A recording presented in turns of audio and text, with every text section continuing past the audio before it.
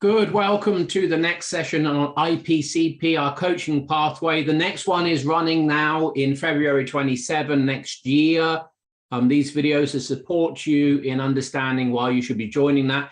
So this evening or last night, Jay ran a session and we ran into the coach's cognitive biases. So we're going to explore slightly that with the Headley and see how that is valuable and necessary for you to be across. Any questions that you have about the coaching pathway, when this video gets posted, put them in the comments and then Jay or I will respond directly to you. So Jay, cognitive biases from the coach perspective, what are you discovering? Not so much what I'm discovering. I've known that the coach needs to do the work to get their stuff out the way. Otherwise, that's going to get projected upon the client. What the cohort is really starting to realize is how prevalent that is without the work. It's a bit like trying to understand a book by reading the first chapter. You can't understand the whole book. You can't go deeply into it. So a lot of coaches think they know themselves. And some of these coaches have been through practitioner, master practitioner, and they've done the old meta coaching with us, coming into this program now, starting to realize, holy crap, my biases are quite large, and I can now actually see how they're getting in the way of me being an effective coach, an effective developmental coach. Okay. And so last night we explored your thinking preferences, and we explored your work preferences. And so thinking preferences are, I think we're looking at, do you think in terms of, well, your work preferences are, do you prefer working by yourself or in a team with others? And the important part about that is shared responsibility. Do you like to hold responsibility yourself? Even though you like working with people, then you're likely a group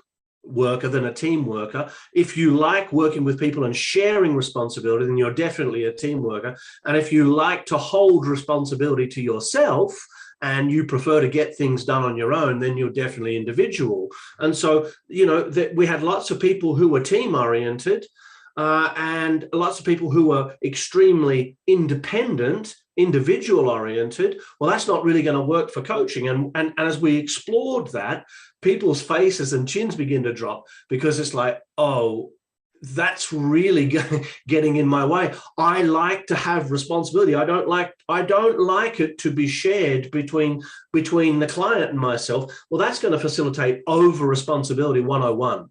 And so the coach is going to start being responsible for the client. They're going to start thinking about what the client wants, how they want it. Am I delivering it? All that stuff's going to be going through their head time and time again. In the thinking, let's interrupt the monologue. So what's a cognitive bias, and what's showing up? Enjoy a smile. And how is that different to it just being a cognitive intention? What's the variable? So it becomes a bias when it becomes a driver. And so it becomes a driver when there's a high score in one or both of the cognitive intentions, or if there are 3 cognitive intentions in a category, then across all 3. Then the category becomes a bias. Then it's a cognitive category bias, which is off the scale. Then it's part of your identity. It's part of your personality structure at that point. Oh, so hold on. Say more about off the scale. It's off the scale in terms of. So an example in perspectives. One person in the group had 90% first person, 95% second person, 100% third person. Right. That means that perspectives are now part of their identity. I said, tell me about how perspectives are part of your identity. She said, all I talk about is perspectives. I live, I dream, I think about perspectives. I'm constantly correcting people's language. It's like it's part of her identity. That's why it's so strong across the category. So the whole category becomes a driver. How does that play out as a bias for that student particularly, without going into who that was? because they'll be constantly just coming back to perspectives. They won't be referencing anything else other than perspectives. They won't be referencing cognitive biases. They won't be referencing beliefs. They won't be referencing values. They'll just go, this is a perspective problem, because that's all there is. It's like tunnel vision. And so suddenly, well, that's your perspective, in his or her relationships, primary relationships. Well, that's your perspective, sweetheart. It's not my perspective. Can you hear how subjective that is? They're getting into arguments over whose perspective it is, because it's part of the identity structure now. Yeah. And so the bias is what, though? The bias is a category bias. Right. Yeah. Whereas if a person had a bias for second person perspective, and their score in second person perspective was 60%, and their score in first and third person perspective, let's say, was 25-30%, then second person perspective becomes a driver. Therefore referencing what you think other people are thinking and referencing what you think other people are feeling becomes a driver bias for you. Sure. Good. Okay. And what to do, and how is the course helping with that for the student? As we go deeply into each of the biases, the students are seeing not only how the bias runs for them, but we're having individual and collective coaching conversations where everybody's invited into the process. So I'll coach somebody to their bias by asking, what's the positive intention of the bias? How does it serve you? How does it not serve you? Really simple questions.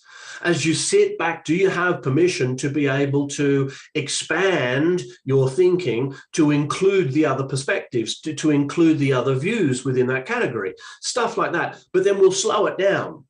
And we'll go, what question would you ask here across the cohort?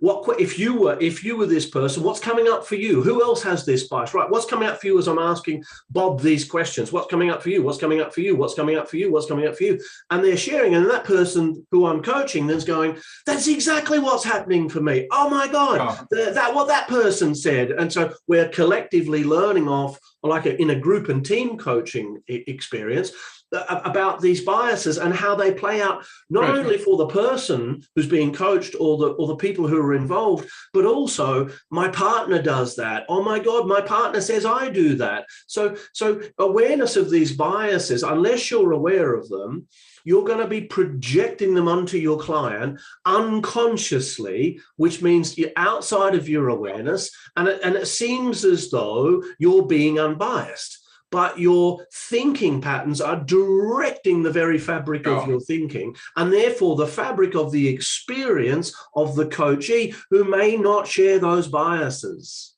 So what kind of coach can we expect to be coaching that isn't aware of these biases? What's the kind of quality? What's the likely outcome of the sessions with their clients? Well, they'll have an unconscious agenda, Joseph. So they will hold an unconscious agenda to get somewhere. Let's say they had high achievement and high influence in terms of their success strategy. Yeah. Right. So high achievement means they want an outcome. Yeah. High influence means they want control and influence. If you had that bias and you weren't aware of it, you would be controlling the coaching session toward an outcome that was yours, not theirs. Yeah. Yeah. And you're not even going to know you're doing it. Yeah. And so I did it. A client once stood up at the end of a coaching session. He looked at me and he said, "Stop trying so fucking hard." Right. He left and never came back. It was the lesson for me that I was holding an agenda. It took me about 2 years to see it, but as I just held on to that, held on to it, it came to me like, that's what was going on. Here's me driving the session with my biases. That kind of thing's going to happen. So as you can hear from our sharing here, we're very keen and we are very invested in making sure that as a coach, and particularly as an accredited coaching room coach, you're across a really clean, pure, and systemic approach to coaching. If that interests you, drop your questions in the comment section, or just really easy, come book on the course for next year, see Harriet. That's it from us. Till next time.